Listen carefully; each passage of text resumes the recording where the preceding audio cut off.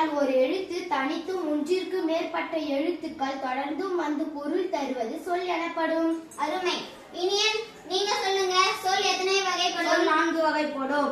அது என்னென்ன? பெயர்ச்சொல், வினைச்சொல், இடைச்சொல், உரிச்சொல். அருமை. ரெண்டு பேருமே நல்லா சொன்னீங்க. இது இலக்கண வகை சொற்கள்.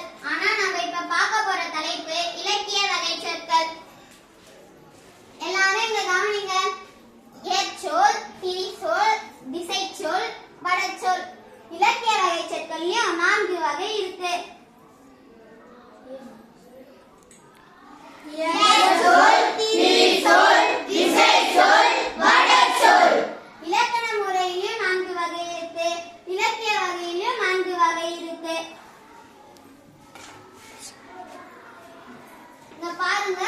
சொல் என்றால் மொழி, பதம், கிளவி. இது எல்லாத்துக்குமே சொல் தான் அர்த்தம். எல்லாத்துக்கும் ஒரே பொருள் தான். இங்க பாருங்க. இலக்கண வகை சொற்கள். பெயர்ச்சொல், வினைச்சொல், இடைச்சொல், உரிச்சொல்.